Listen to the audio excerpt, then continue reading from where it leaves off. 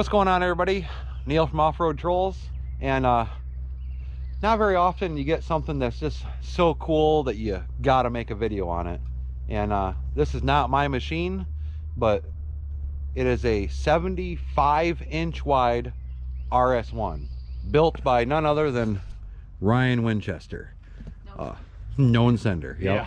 Yeah. So this thing is it's just awesome. I don't know what else to say about it. It's sitting on 35s, and we're gonna let Mr. Winchester tell you about it. Well, like you said, I just put Turbo S suspension under it, front A arms, trailing arms, radius rods. The only part that you really struggle with is this piece right here. This has to be out about 1/4 of an inch, so the actual A-arm will bolt in. You just got to drill the bolt holes out bigger. The bottom one will bolt right in as soon as you drill the bolt holes out bigger.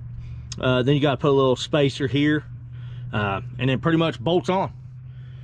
The brake lines are short. I still got to buy some Turbo S brake lines put on it. Then the trailing arms bolt right up. I mean, everything. You can't use the factory sway bar. It's not wide enough. So I just zip tied it up there. This plastic, you actually have to cut quite a bit of it off. There's a little rubber latch that goes right here. You pretty much just does away with it because you have to cut about every bit of it off so the shock doesn't touch. But that's pretty much it on the plastic. And then I cut out a 2.5 by 3 little square plate, and to make this set flat, this top radius rod, because they are a lot wider than the turbo or the RS1. The bolts on the RS1 are about right here. So to get this bolt to set flat with the radius rod, you got to make a little plate, and I just cut right here on this radius and slid the plate in, welded it in, drilled the hole. I use this right here as the template. Just bolted it in. And on these bolt holes, they're almost perfect, but you got to cut just a little bit out on the outside to get them to set straight in. If not, they go in a little crooked. And then of course, just Turbo S axles will work. The rear hubs won't work off the RS1. You have to have Turbo S rear hubs. The front hubs off the RS1 will work, but the rear won't. And the caliper will work off the RS1. The brake lines will work, but the caliper bracket won't work. The bolt holes are off, not even 1/8 of an inch. So I just took a bracket off of a regular turbo that I had sitting at my house. And other than that, I mean, it took me about a day. It took me about a day to actually do it. I don't have a garage, I don't have anything. I did it in the dirt behind my house. So if you got a garage, that'll be a big plus. Or a lift. I didn't have a lift. I had to jack it up and change all of it. The front tie rods, you could honestly use a factory Turbo S tie rod, but the inner doesn't work because it's like a 1000 XP.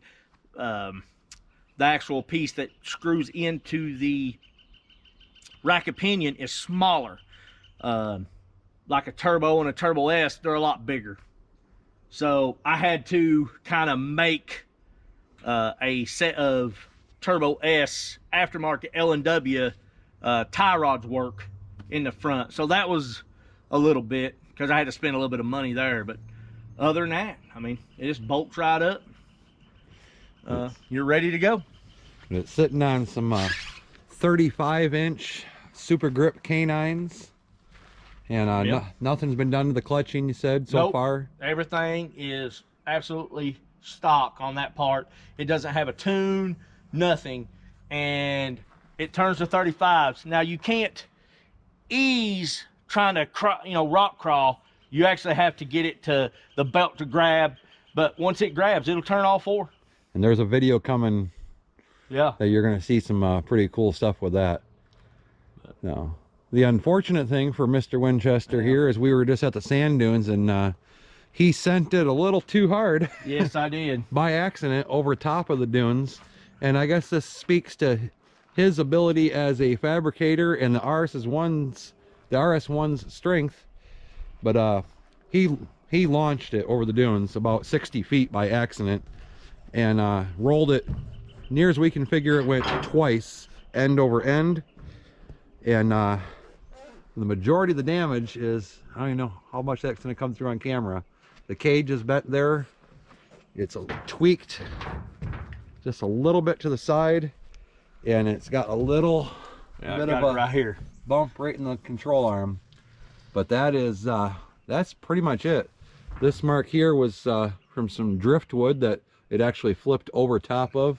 Yep. A couple little scratches here and there, but this thankfully for the Simpson racing harnesses and and the good Lord, absolutely nothing happened. So, but this thing is just too awesome not to make a video on. I drove it around the dunes and wow, it was just a 72-inch wide RS1. It's just awesome. I don't even know how to say it. I know I'm probably saying awesome too much, but that's the only word I can use to describe it. So I guess that'll pretty much about wrap the video up, unless there's anything else Ryan wants to say. Nope, just do it. Send it. Full send. That's it. So thanks for watching. Remember to like, comment, subscribe. Check us out on Instagram, Facebook, TikTok. Stay safe. See you on the trails. Have a wonderful day.